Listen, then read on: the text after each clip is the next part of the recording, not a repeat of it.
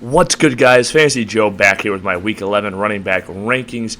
If you guys are new to the channel, make sure you hit that subscribe button if you want to beat your friends and family in fantasy football, bring home that championship.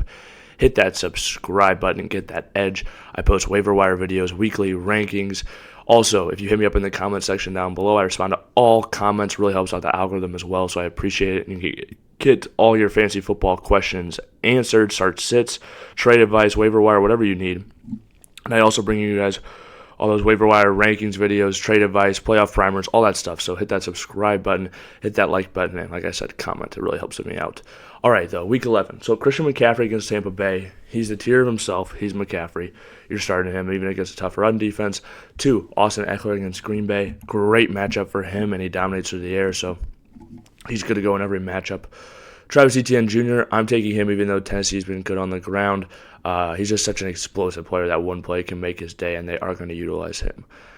Especially they're going to need to win. Tennessee obviously too, though. But for Jahmyr Gibbs, he plays Chicago. He's been on an absolute tear recently, finishing his RB3, 2, and 1. I think you have to play him. I think he is going to get a little bit more receiving work than Montgomery, and they're going to split work basically outside of that. And David Montgomery is a slightly higher touchdown rate, but the Detroit Lions backfield led the NFL in fantasy points last year. I think they have a good chance of being up amongst the leaders this year again, so that's why I have David Montgomery down there at 6, as you can see. Same, ideology as I'm discussing both of them. 5, Josh Jacobs against Miami. Good matchup for him. Gets a ton of volume. I expect that to continue. 7, Derrick Henry. I knew it wasn't what you wanted. I know Jacksonville tries to stop the run. I'm still playing Derrick Henry, though. I just think the volume, and I don't know why I don't want to pick him to have 2 bad games in a row.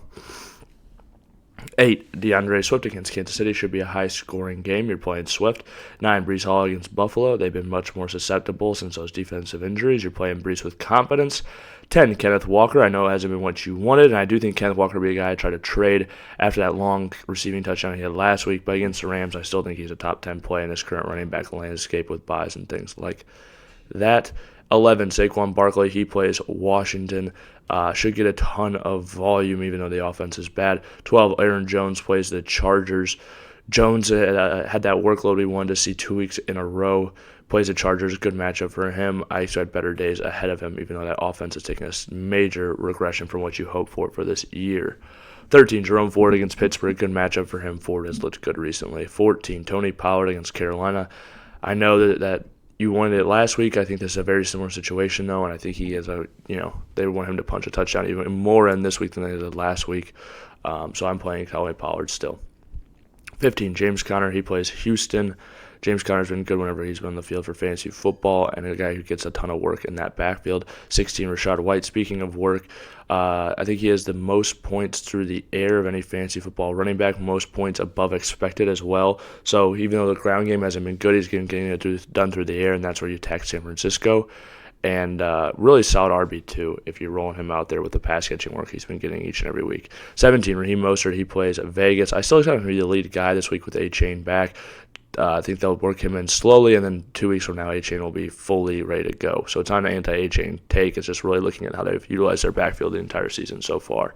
18, Ty Chandler. He plays Denver. I think Ty Chandler is a good play this week against Denver. I think he's going to get more even than the lion's share of the work, and just solid matchup for him, although Denver has been much better this last month of the season plus. 19, Joe Mixon. He plays Baltimore. It's a tough matchup, but Mixon's been better recently.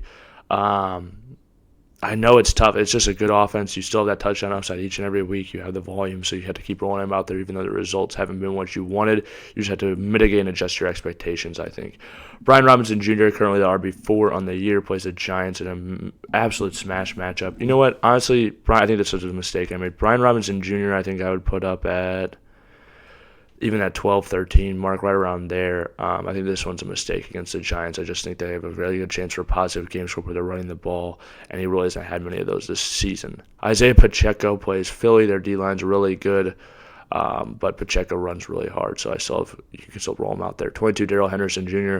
Good matchup against Seattle. You can play Darrell Henderson Jr. one more week. Royce Freeman, another guy you can play out there as well. Javonte Williams, he plays Minnesota. Minnesota's been much better defensively this last month, the past 6 weeks even plus. Javonte doesn't have the burst, but he's looked better recently. 24, James Cook, I know hasn't been what you wanted. I do expect this new OC, maybe they simplify some things more. I think James Cook is the best back they have on that team, and so I think they'll utilize him more, just simplify the process.